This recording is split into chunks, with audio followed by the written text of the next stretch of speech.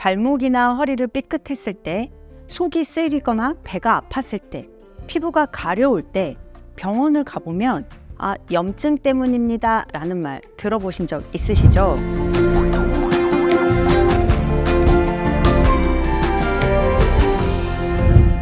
안녕하세요. 한의사 서지화입니다.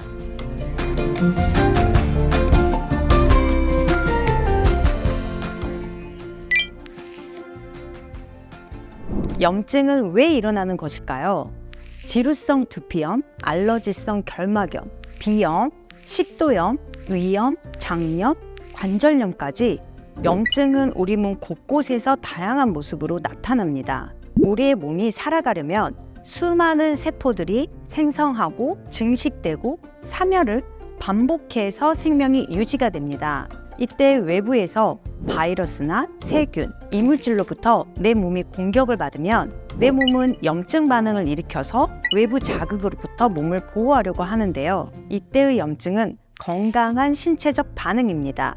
문제는 몸이 건강하지 못할 때 염증이 단기간에 끝나지 못하고 엉뚱한 곳으로 확산되거나 3주 이상 지속함으로써 만성염증, 즉 병적인 염증 상태를 만드는 것입니다.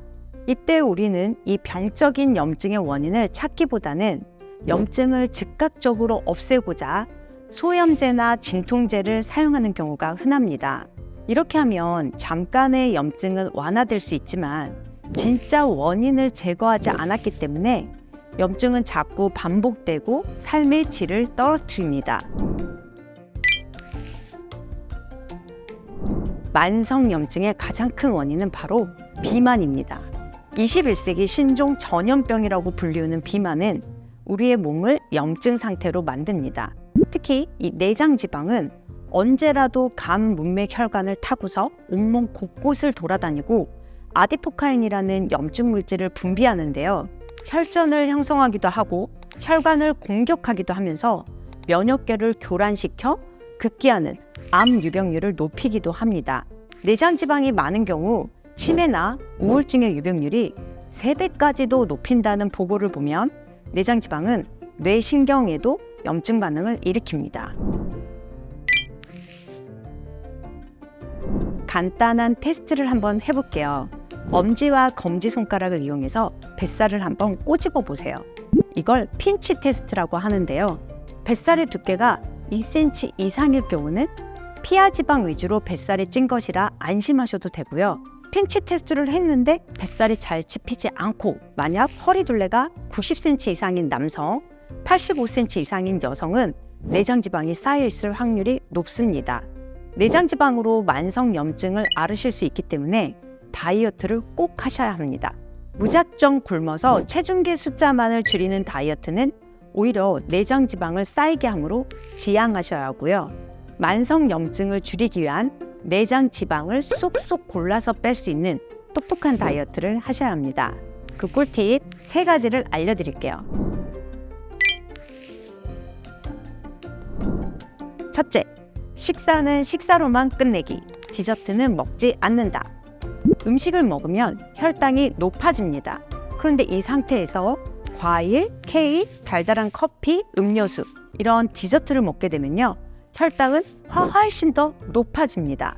이때 급속도로 높아진 혈당을 처리하고자 인슐린이 갑자기 과분비가 되는데요. 인슐린은 이 혈당을 처리해주기도 하지만 지방으로 합성시키는 역할도 하고 있어서 인슐린이 단시간에 과분비될 경우에는 지방이 쉽게 쌓이고 살이 찌는 체질로 만들어버립니다. 따라서 식사 후 디저트는 먹지 않는 게 좋습니다. 둘째, 단백질 챙겨 먹기. 단백질은 우리 몸의 근육을 만들어주는 중요한 영양분입니다. 특히 동물성 단백질인 고기, 생선, 우유 등은 필수 아미노산 9가지를 다 갖추고 있어서 근육을 형성하는 데 도움이 됩니다. 다이어트 과정에서 근육의 손실이 많을수록 지방이 쌓이는 살이 찌는 몸으로 변하는 것이라 다이어트를 할 때 근육을 지켜내는 것이 중요합니다. 또한 단백질은요, 식욕을 부르는 호르몬 그렐린의 분비를 낮춰줘서 포만감을 쉽게 느끼게 하고 과식을 예방할 수 있습니다. 그렇다면 단백질은 얼만큼 먹어야 할까요? 하루 단백질 섭취량은 체중 1kg당 단백질 1g입니다. 예를 들어 체중이 60kg인 사람은 하루 60g 정도의 단백질이 필요하고요. 근육량을 더 늘리고 싶다 할 때는 단백질 섭취량을 2배가량 더 늘릴 수도 있습니다. 단백질을 챙겨 먹고 근육량을 늘려놔야 내장 지방이 줄어듭니다. 셋째, 복식 호흡하기. 내장 지방이라고 하는 것은 복부의 장기들 사이사이에 끼어있는 지방이잖아요. 마치 우리가 출근길에 사람이 많은 지하철 안에서 꼼짝을 못하는 것처럼 장기들 사이에 내장 지방이 빵빵하면 내부의 오장육부는 편하게 일을 할 수가 없습니다. 따라서 복식 호흡을 통해서 복압을 줬다가 뺐다가 하는 코어의 힘을 키우는 것이 내 몸으로부터 다이어트 중이거나 인지를 하게 하고 내장 지방을 줄이는 데 도움이 됩니다. 복식 호흡의 방법은요. 바로 누운 상태에서 입술과 가슴은 그대로 두고 내 복부이 천장에 닿나라는 느낌으로 배를 볼록하게 천천히 만든 다음에 이 볼록한 배를 3초 정도 멈췄다가 다시 이 배꼽이 허리에 붙나라는 느낌으로 홀쭉하게 만들면서 입으로 숨을 내뱉는 것입니다. 이렇게 10번을 천천히 해보세요. 누워서 하는 것이 익숙하신 분들은 앉아서도 하실 수 있습니다. 만성염증을 줄이려면 내장 지방을 줄여야 한다. 내장 지방을 줄이는 다이어트 꿀팁 도움이 되셨을까요? 오래 사는 것보다 더 중요한 것은 건강하게 오래 사는 것입니다. 내장 지방 다이어트를 통해 만성염증으로부터 탈출하시고 삶의 질을 높이길 바라겠습니다.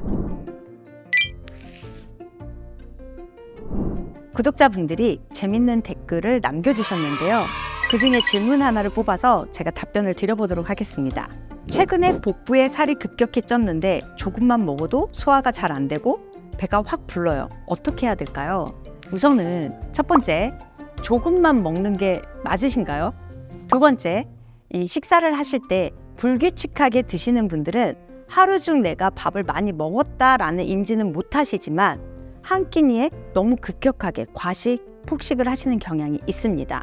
세 번째, 한의학적으로는 이 명치 아래, 구미라는 혈자리를 한번 살펴볼 수 있어요. 명치 아래를 꾹 눌렀을 때 답답하거나 막힌 느낌이 드시는 분들, 이 분들은 실제적으로 소화 기능이 떨어져 있기 때문에 조그만 양을 먹어도 대사 기능이 되지 않고 배출이 되지 않습니다. 그래서 적게만 먹는데도 계속 지방이 쌓일 수밖에 없는 억울한 살찌는 병이 있는 분이에요. 이거를 한의학에서는 습담증이라고 하는데요. 저희 한의사들은 이 습담증을 해결하고자 명치 아래에 있는 혈자리들을 침을 놓기도 하고 한약을 처방해서 비만을 치료하기도 합니다. 이 세 가지 경우에 내가 어디에 해당하는지 체크해 보시고 가까운 한의원에 진맥을 가보셔도 좋겠습니다.